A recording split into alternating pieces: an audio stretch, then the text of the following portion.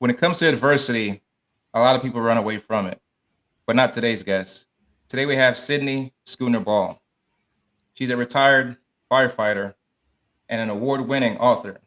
She's here to tell us about her story of overcoming adversity.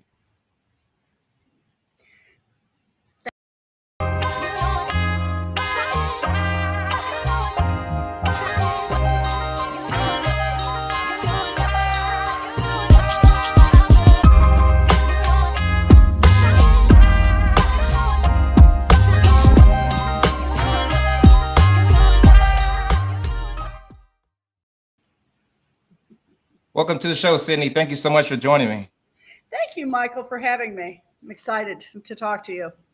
Absolutely, absolutely. So, you sent this book to me in the mail, and I was fascinated by it because oftentimes, whenever I see firefighters, it's always a guy jumping out of a fire truck or putting out a fire or something like that.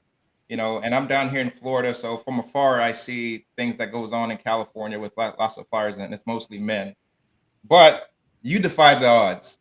So if you can, tell me a little bit about why you chose to get into the firefighting career, and also tell us a little bit about your book. Well, thank you. I always say I didn't choose firefighting, it chose me. It found me. Um, I wrote the book because, again, people were fascinated that a female seeing me on a fire truck sitting backwards all the way through my career, going and retiring as a captain. And I love to write. That was my second passion. Love to read and write. So I kind of got the two together, working on the book before I retired. Firefighting is it is the most. I say it's the best job in the world. It's not a job; it's a calling, and I fell in love with it. And I was not the person that grew up saying I was going to be a firefighter. I talk about it in the book. I had a job of the week club. I grew up in poverty. My sister raised me from the age of 13, and I'm in Florida as well. And I had a boyfriend from 17 years old.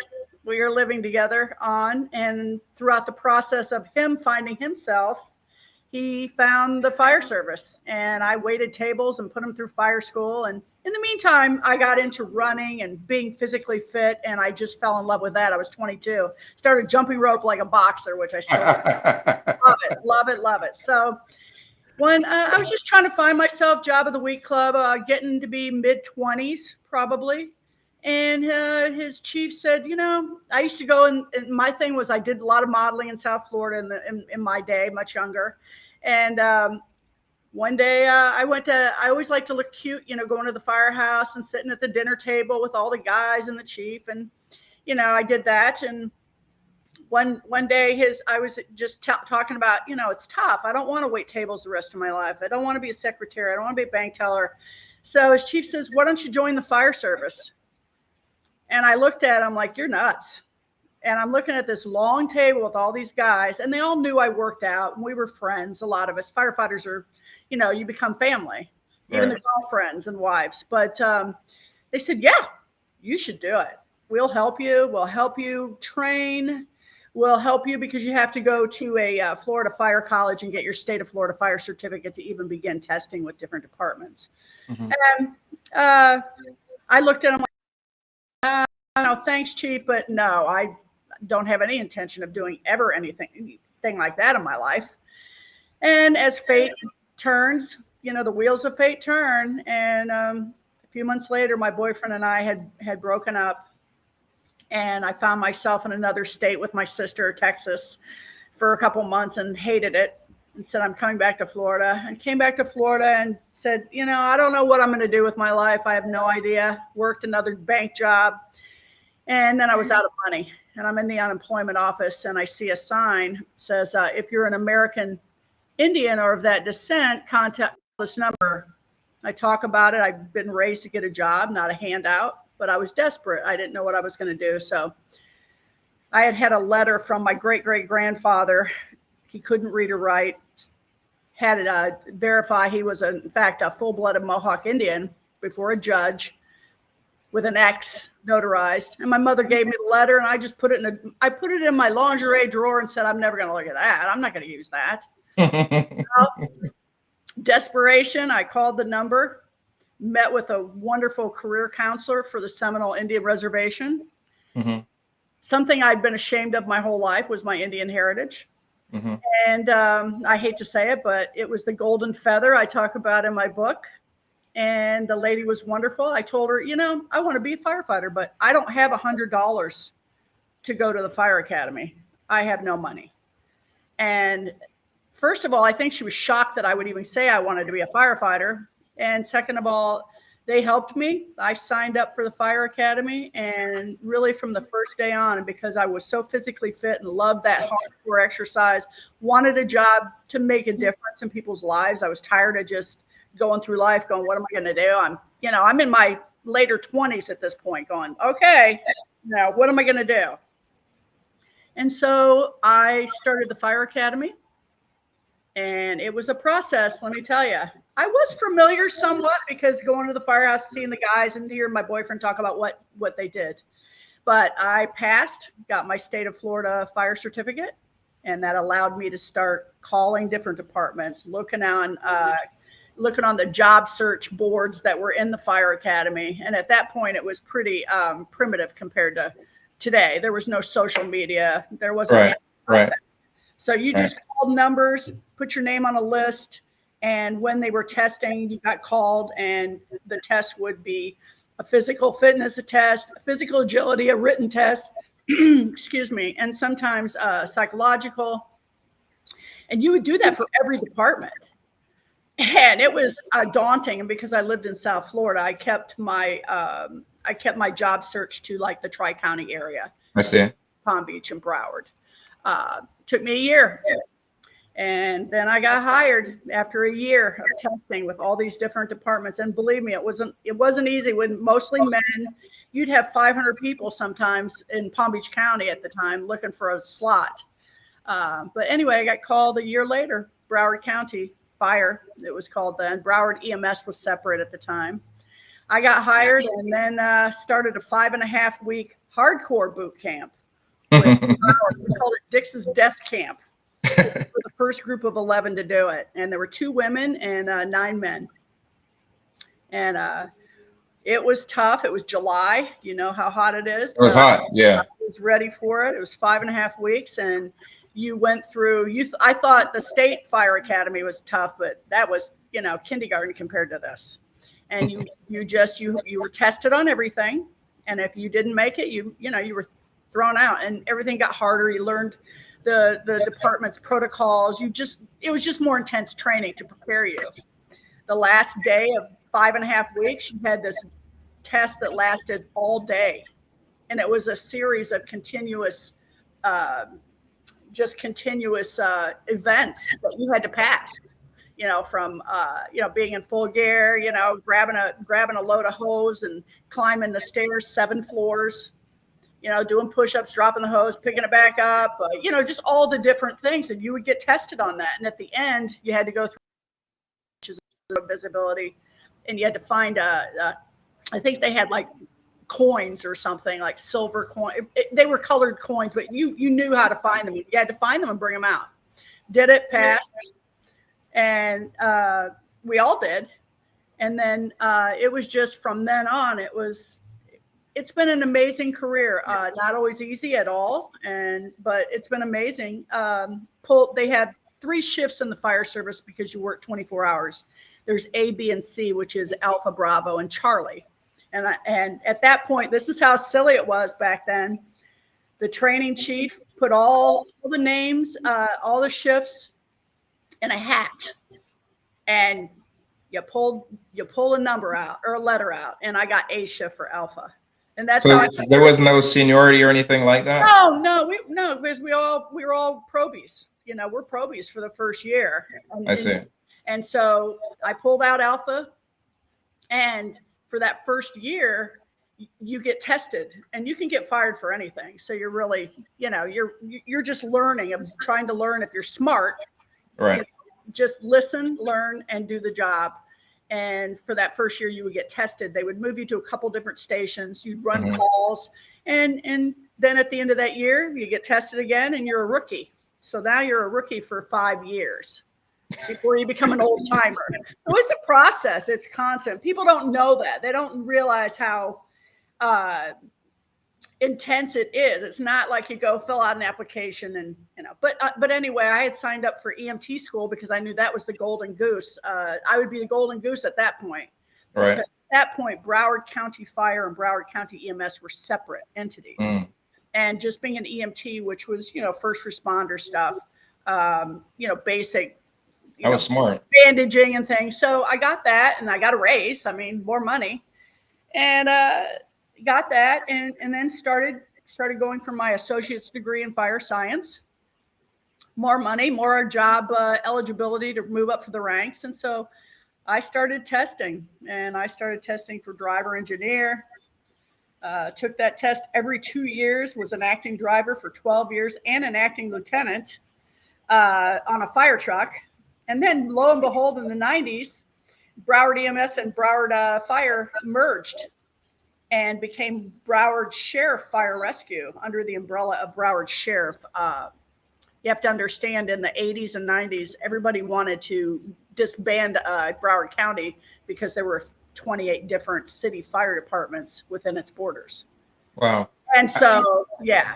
So it was nuts. You had, we all hated each other. I laugh about it, but we didn't really. But we there was a lot of pressure that they. I want to unpack something here, because your career, from the stories that I'm hearing, is built and filled up with nothing but resilience, going against the odds. You mentioned earlier that you were brought up with your sister. Can you tell me a little bit about growing up, and where did that grit, where did that determination come from? Where did that resolve come from? Well, my parents, I was the last of 4 children, and there were 16 years difference between my oldest sister and myself. Mm-hmm. The sister who raised me was 11 years older, and then I had a brother who was 6.5 years older. My father was born in 1917, the last Wow. of 19 kids during the Depression. And he used to say, on a good day to go to school, he had a large sandwich. My mother was also born in 1922 in Kentucky, to a preacher who he did preaching on horseback in the hollers of Kentucky. And her mother died when she was 7. And she went to Ohio to live with an older sister that had moved out to try to make a better life. And she met my father at like 16. And so that's how the story goes. They were poor, but proud people. I always say we had the cleanest house you could eat off the floor, but we were poor. We had bread and milk. My father was a mason, brick mason. And, I grew up poor. I too was molested when I was 6. And at that time had to go before a judge in the courtroom, a little girl sitting in there looking at everybody and going through all that. It was really hard. I talk about in my book how I think I became a firefighter is because when I was 6 years old, my brother was 12 and a half. We had no money for Christmas presents. So the fire department came to our house and they were wonderful. And my brother got a bowling set.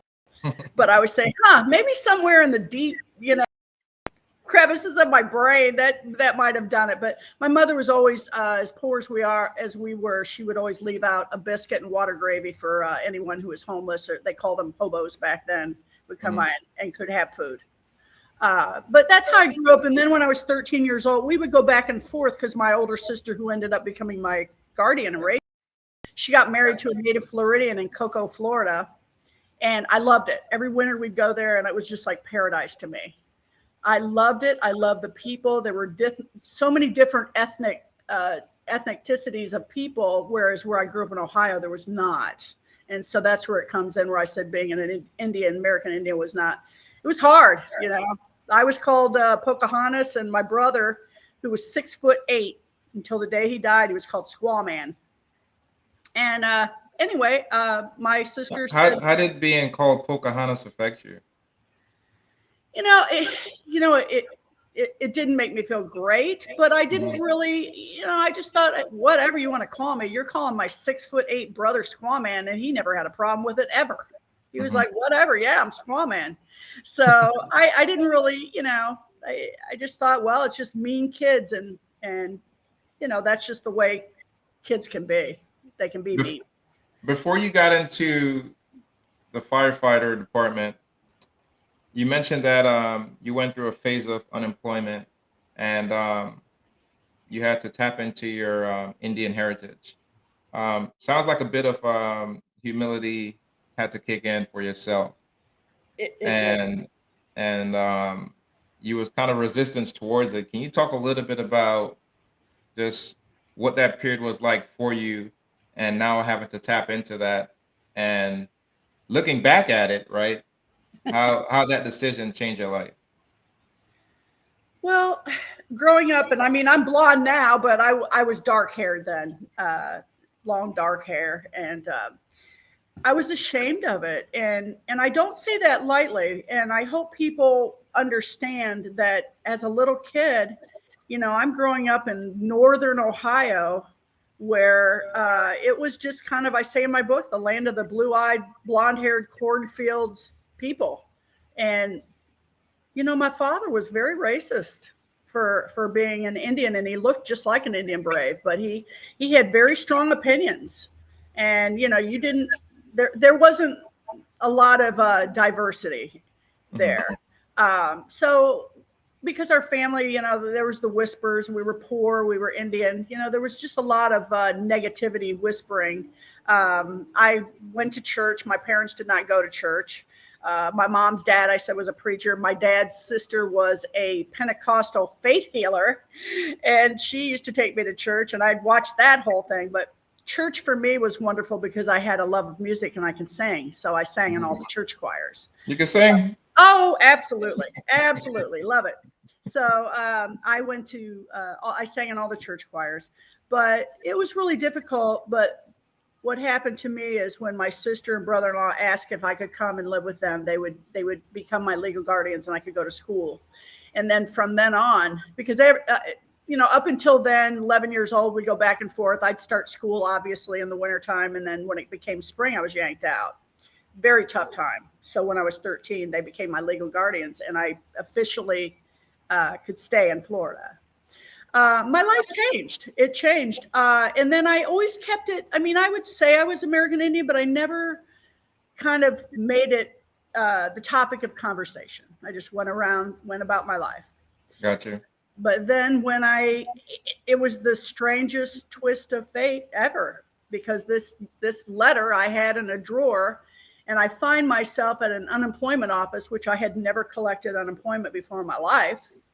And I always say I had a job of the week club. I waited. I was a bank teller in high school. I went to high school and then was a bank teller, DACA program, waited tables. And I said I did secretarial work. I talk about, I did modeling. So I would always say, yeah, I'm a waitress model, a secretary model, a bank teller wannabe model. Those are jobs that I did because I always worked.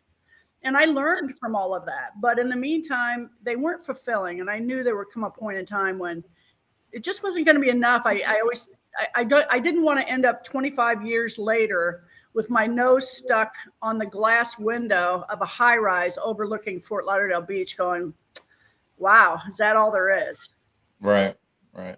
So, So you retired and you turned firefighting into a career. Can you tell us what was the most rewarding aspect of being a firefighter for yourself? being a firefighter, there are several, but probably the most, and it sounds the most simplistic, is the ability to have a positive outcome on people's lives. Having the ability to turn the worst day of their lives into their crisis, mitigate that crisis, and have a positive outcome for them. Literally, you couldn't save everyone, and I say that on my book, but it's quite rewarding to show up and be able to take charge of a situation, calm that person or put out the fire, whatever the situation may be, car accident, medical call, fires, uh, to be able to turn their worst day and calm them, take care of them, and have them transported, whether I was on a rescue or a fire truck, because I did both, and turn them over to the ER, and then go back and see them. I would go back, and sometimes, the ERs, you don't get out of an ER immediately anyway. So sometimes, when I was on rescue, I would always go by and see them, and they were, and and they would come into the station sometimes when they were completely released and healed, and they would come in the station. It was wonderful to have them come in and say, thank you so much for saving my life. I was going to ask you, is there any specific story throughout your career that like sticks out to you the most?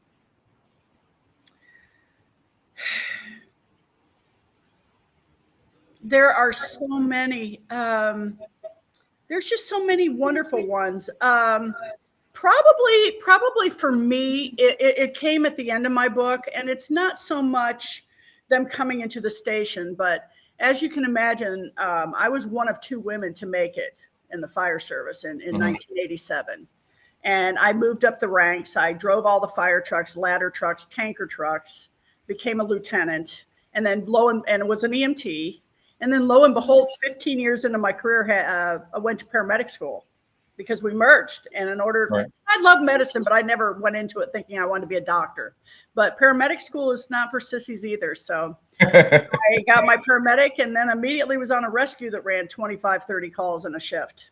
So I got my chops. But long story, my career, I was a captain. I was back on a fire truck, and I was in an area where they had a retirement community, and they had I was working a car accident, and I basically was getting out, and I noticed these 3 elderly ladies on a bench on a corner of a busy 4-corner street in Fort Lauderdale, and they're just looking at me. And I'm getting out of the truck, and I'm kind of I'm ordering my crews what to do, put the car fire out, get the patient packaged, and they just keep looking at me, and they're staring at me. So when I was finished, I took my coat off, and my crew was packing up the hose and things. So I just took my coat off, my helmet off, put it on the seat, and walked over to them and just said, hi, ladies, how are you doing? And I stuck out my hand, shook their hands, and they were just like so animated and just like, oh my God, we are so proud of you. We are just watching you. We all wanted to do that in our day.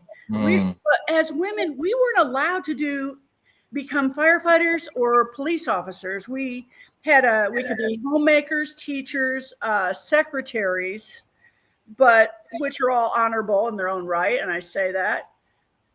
But we were never able to do what you do. And just watching you, we're just so honored. And so I just, shook their hands and said, well, thank you. I'm so honored to be able to do this. And this is what I hope for the next generation of young girls, awesome. Little girls. So, that stuck with me.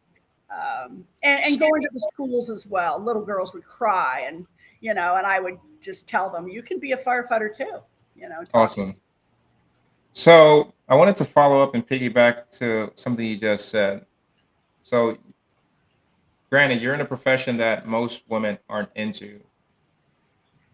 Being in that, and it's out of your book, Sister in a Brotherhood, what was that like for that length of a career, to be a woman surrounded by men every single day, firefighting and things like that? And I actually that as in, like, for me, being in the Marine Corps, we have a band of brothers and we always look out for each other. We rag on each other a little bit, but we always take care of each other and have each other's six. What was that like for you being in that atmosphere? It was just as you described, being in the military. However, as I'm sure you encountered as well, people, maybe not because you're a man, but people would test you. Mm-hmm. It was kind of funny because there was word that the other woman and she was a triathlete. And then we had a third woman join, not in our group, but the next band of recruits. she was a trapeze artist in a circus. So you can imagine how fit she was. So we had all these fit women, and trust me, they never changed any of the requirements, which I think I cannot stress that enough for us as women. So people don't get the wrong idea. We did everything the men did, as we should, as in firefighting or a job like that. I believe you have to, it's insulting to change the requirements. So you don't come in on even footing. So the guys all whispered, telephone, tell a fireman. So the saying goes. They kind of had an idea. But that isn't to say I got put into a station with a group of guys that they did. They held me to the fire, but they taught me. I learned. I knew they had my back. I was allowed to make mistakes, and they trusted me. And as I got more and more experienced, and word got out, and confidence, and more training and education, you just find yourself, word gets out. You work calls with people and they like what you did. Not everyone does. And certainly as an officer, there were people that, they're not going to, they might have been upset because I took all the tests and made officer and they didn't. You always have that. And as a female, I will tell you, draw your line in the sand. Let it be known in an open at the table or wherever. Let it be known what your line in the sand is, because people, especially back then, men, they would say things, and I didn't cringe. It was before the Me Too. I didn't cringe at everything. I was 30 when I got hired, and I turned 31 2 months later. So I was not 18, and I had worked and been out on my own since I was 16 years old. So I had been around a lot of crazy stuff and dealt with a lot of men on different levels. Gotcha. So I was pretty confident at that point in my life what I would take, what was appropriate and what was not. I try to teach the women that came in after me, because I would say I'm not a man. I love being a woman. However, I'm a part of this crew, and as this crew, we're working together. And this is what's appropriate to me, and this is what is not. And if that is what you're going to talk about, you need to take it outside or somewhere, but not around me. Got it. So I imagine that you've seen a lot of things. And as I think about that, I think that I would imagine that could take a toll on like your mental health, or going home after seeing some crazy things and going home to dealing with that. At any point, did you ever experience anything that you can't believe what you just saw and it stuck with you, whether it was a person or, a situation or something like that affected you while you was with the fire department? Throughout my whole career. Wow. I was very lucky. I met my husband in the fire service, actually, and we've been married 33 years. So it was really, and we don't have children. We have German Shepherds instead. We met later in life, and we decided to go that route. But, I learned that there are ghosts in your memory banks that will always stay with you. We don't talk about it to civilians. They always ask, and you don't. I tell in my book some crazy stories, as you can tell, as you've read, I'm sure. Truth is stranger than fiction. And when we all get together, we all start talking about it amongst ourselves, which is funny and sad or whatever. But it's how you choose to deal with it. Some deal with it in a positive way. I look at it like I exercised a lot, took good care of myself. I was lucky enough to realize that you can't save everybody. You just can't. That's up to the higher power or whatever you believe or not believe in, but you do the best you can with your crew. There are stories and people and events and places and things that come back. In fact, there's a chapter in my book that says when we got together and one of the female paramedics said to me, do you think we have PTSD? Because I can't even drive on 95. I can't do it because of all the stuff, the wrecks that I've seen and everything. And I said, what, are you kidding me? We all have it. And, again, it's something that it can cripple some people, and we've had people, because I am working on a couple more books now, 2 more books actually, one novel and one not, but one on PTSD. People that have come to me and said, that there's a lot of us that have suffered tremendously, and they either can get help, or sometimes they don't. They fall into really bad habits, and we just had recently a very dear person we worked with commit suicide. Wow. As you know, I mean, and that's the downside. And people, it's just coming out for first responders, really, that we have places we can go to get help. There's lots of help out there. But it was never talked about. And when I was working until recently, it was basically you ran these calls and it was like, suck it up. That's your job. On to the next. And it wasn't, it's like, we're the heroes. Why should we have PTSD? Why should it, we're the strong ones.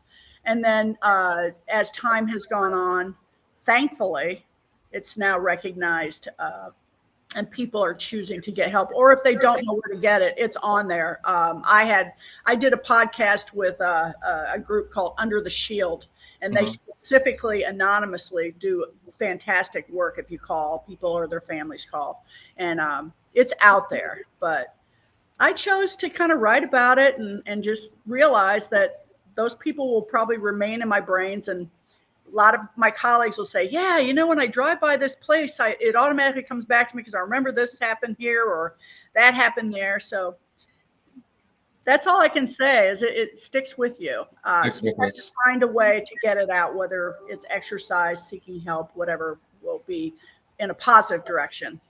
Absolutely. So Cindie, you were one that was in a high leadership position. Yes. You can talk to us about, for our listeners, give us some leadership advice, either from the firehouse throughout your career, and what some of us could take away from your experiences. Well, I believed in getting the experience. I didn't want to sit as I came up through the ranks, and then I became what they called an old timer.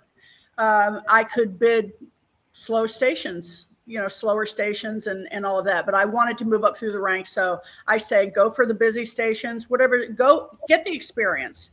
Learn both the good and the bad from people that you've worked for, worked under, and try to develop your style. Be confident, show confidence, even if you're not. It will come.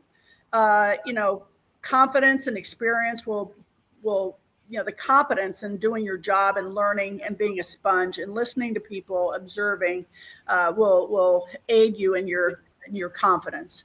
And have a thick skin. I mean, I'm one of those people that say, have a thick skin and just have it in your mind.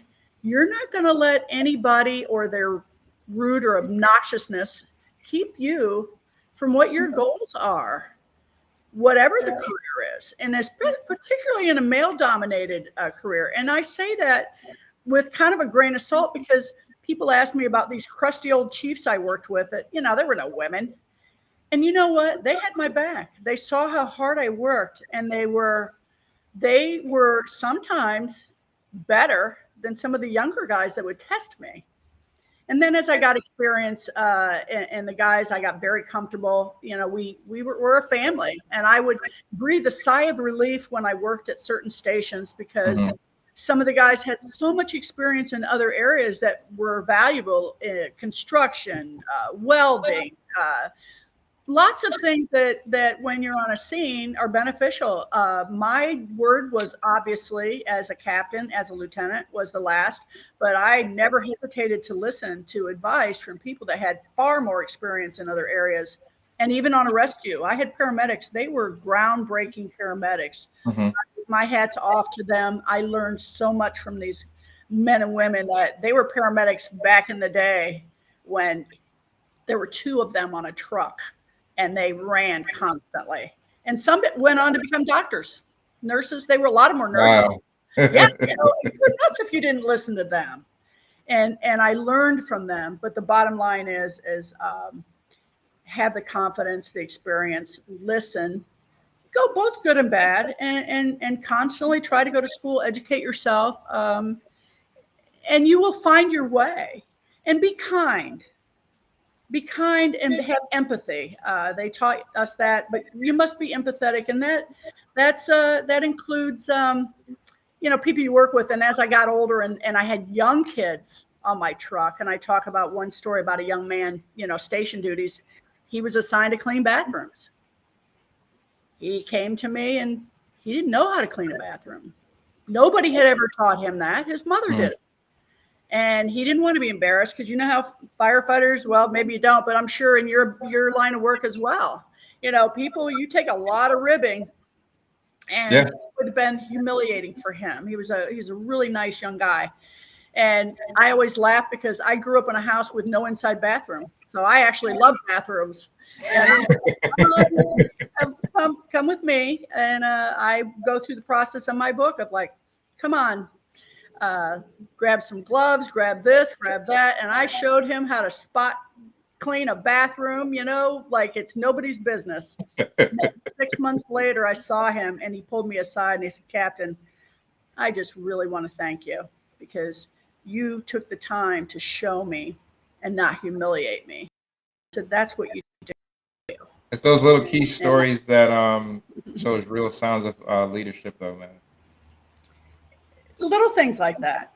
Yeah, it's not always the big calls. It's sometimes just showing, compassion and some empathy and to life skills that, the new generation really didn't learn. I mean, a lot of them did not know those things.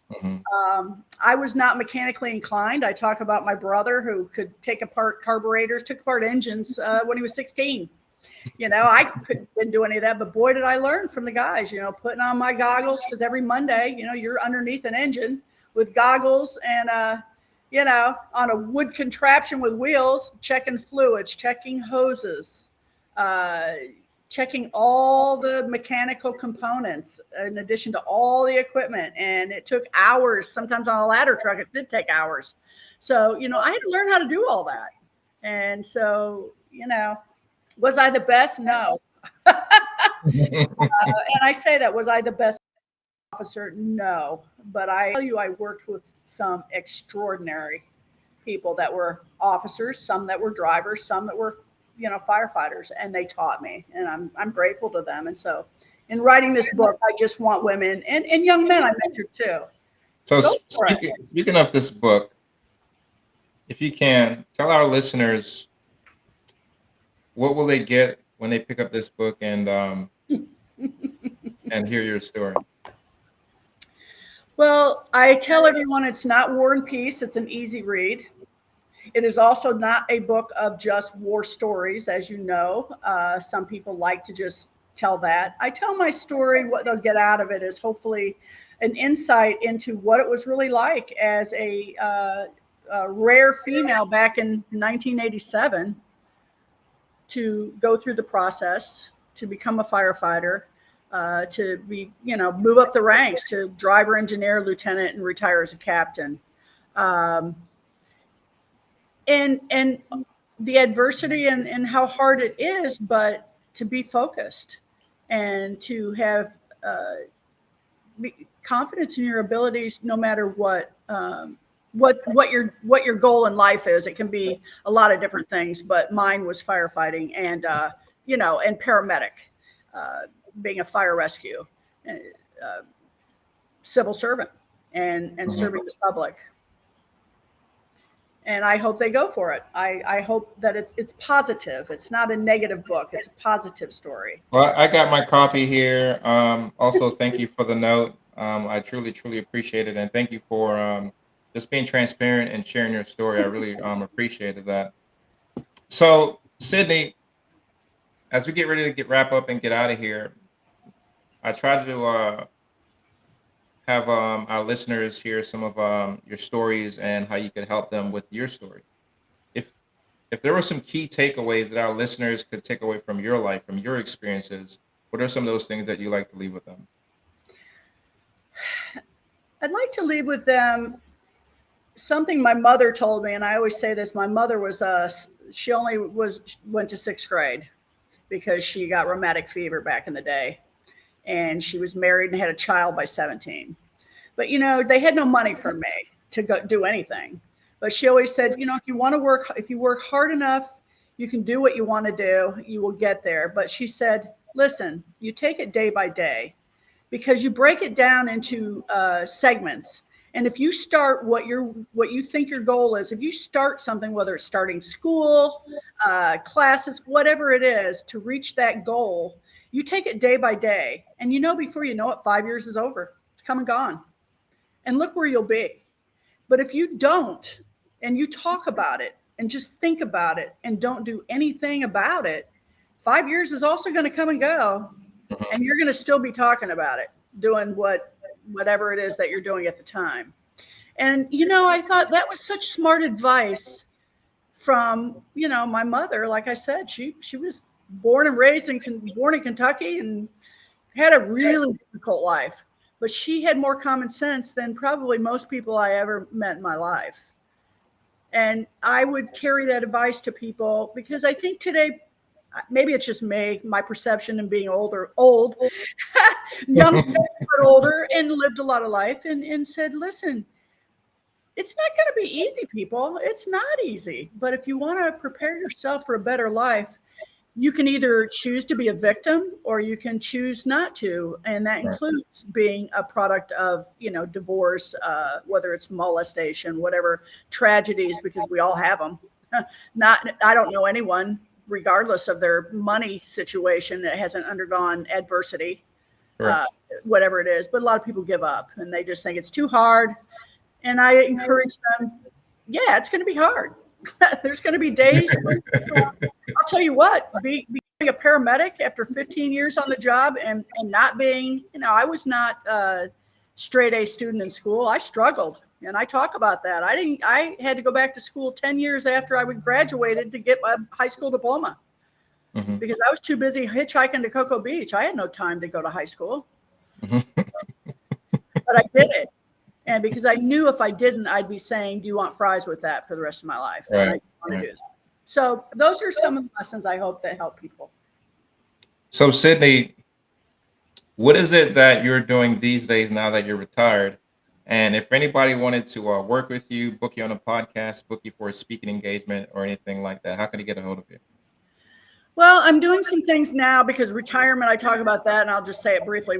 I went through a lot of depression, and I talk about it in my book. It was not easy for me. I went from a career I loved that defined me to all of a sudden having what everybody dreams of, a fantastic husband that I love dearly, being retired with the ability to do what we wanted. And I went through the depths of hell, really. It took me about 5 years to get out of it. And writing is what really helped me get out of it, that I wasn't done. What I'm doing now is I have 2 books, actually. I'm doing one on PTSD called Should Time Heal? And I started working on it. And then because I've been an avid reader since I was 4, I started a novel. And it's Jake's story, Hero to Zero. And I'm kind of working on a group of kind of retired vagabond characters that are firefighters and whatnot, and developing their characters and how they decide to make a difference. So I'm working on that, and that's been extremely, beneficial to me creatively. And other things I'm doing podcasts, as well as I'm doing book signings. I'm actually sent out a bunch of books too. It's called the Women's Firefighting Alliance out in the west part of the country, California, Washington State, and that. And I'm excited to hear some feedback on their potential recruits as women for firefighters, and see how they like it. Nice. But I want to get it out there. People are like, oh, it would be a great screenplay, or oh, maybe it'll make you rich or famous. I didn't write the book to be rich or famous. I'd rather be rich than famous. But if I can make a difference, that's what I set out to do, is make a difference, and really encourage young women, young men. I think the world is lacking right now in a sense of commitment to being a civil servant, no matter what that is, if it's, fire rescue, military, or whatever. I think the world, the structure, and I think a lot of people out there are looking for that. And if I can impart some wisdom talking to people, sending them my book, helping them read my book. I'm delighted to do that. And maybe that's my second career in life, I guess. They can reach me at my website, which is sisterandbrotherhood.com. They also can reach me 5alarmhealth@gmail.com. I also have a Facebook page as well. Facebook, Instagram. I do have a social media publicist, and she's young, so she gets me involved and keeps me up to date with all of this. So she's putting together Instagram, Pinterest. I am on LinkedIn, and it's all either it's at Sister and a Brotherhood or at Sydney Scooer Ball, but I prefer my business as Sister and a Brotherhood. So. Well, Cindie, thank you so much for coming on and sharing your story, sharing your book. It has been total honor just to hear your story. So thank you so much for joining me. Thank you, Michael, for having me. I look forward to speaking to you further. Absolutely. Until next time, guys, we drop episodes weekly. We out here. Can't complain at all. Couple dollars in my pocket, no income and go. Been working on my body, getting healthier. Thank God for clarity.